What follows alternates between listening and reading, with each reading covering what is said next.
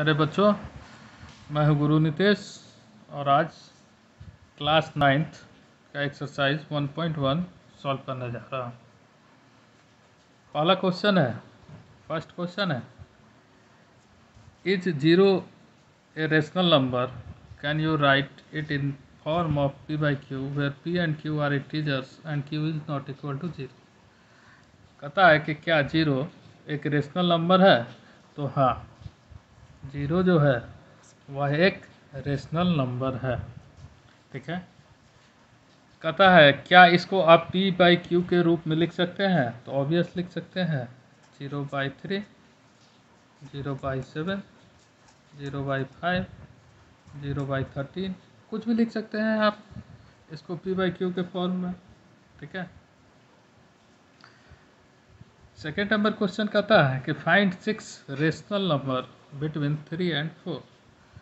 3 और 4 के बीच में 6 रेशनल नंबर आपको निकालना। तो इसको बनाने का ढेर सारा तरीका है, लेकिन सबसे आसान तरीका है कि जितना रेशनल नंबर आपसे पूछा जाए डिनोमिनेटर में एक ज़्यादा बढ़ा देंगे।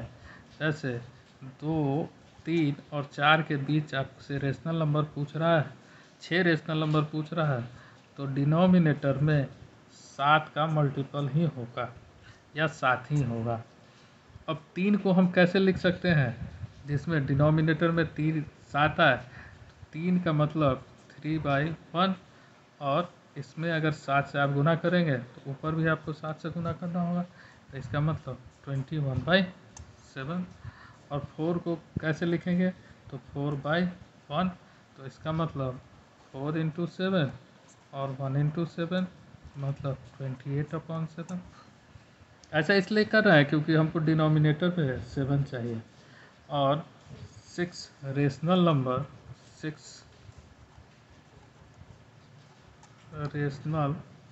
नंबर्स हो जाएंगे आपको 22/7। अब इससे यहाँ तक में लाना है हमको 23/7, 24/7, 25/7, 26/7 और 27/7। ये 6 रेशनल नंबर आ गया। अगर इसी में 8 पूछता, 9 पूछता, तो डिनोमिनेटर में हम 9 + 1 10 लाने की कोशिश करते। जितना पूछेगा एक जोड़कर ज़्यादा उसमें डिनोमिनेटर में लाने की कोशिश करेंगे, जिससे इजी वे में आपका क्वेश्चन बन जाए। तीसरा नंबर क्वेश्चन कहता है,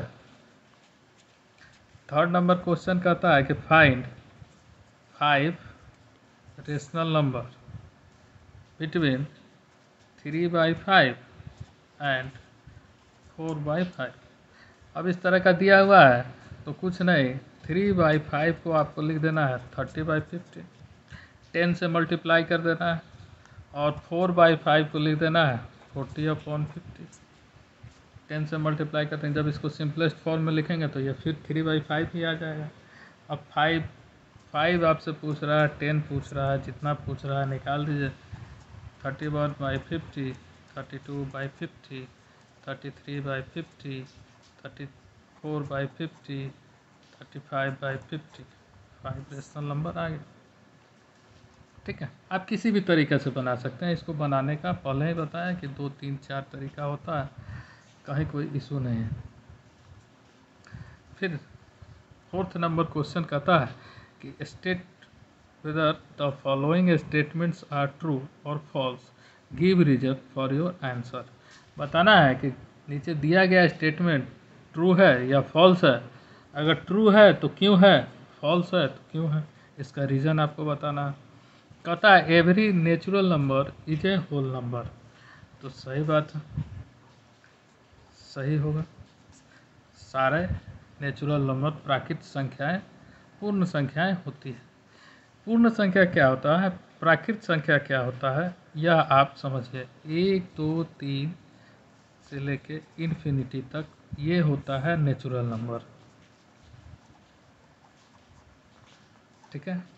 और इसी नेचुरल नंबर के फैमिली में जब जीरो को ऐड कर लिया जाता है तो ये हो जाता है होल नंबर। तो आपसे पूछ रहा है क्या सभी नेचुरल नंबर होल नंबर है? तो नेचुरल नंबर के फैमिली में ही जीरो को ऐड करने से यह होल नंबर हो जाता है। तो सही बात है, ट्रू है, यह स्टेटमेंट ट्रू है कि सारा नेचुरल नंबर होल नंबर होता है। सेकेंड स्टेटमेंट कहता है every integer is a whole number, तो ये क्या होगा, फॉल्स होगा। क्यों? क्योंकि इंटीजर क्या होता है, p/q के फॉर्म में होता है, ठीक है। उसके अलावा इंटीजर्स क्या होता है, निगेटिव भी होता है, ठीक है।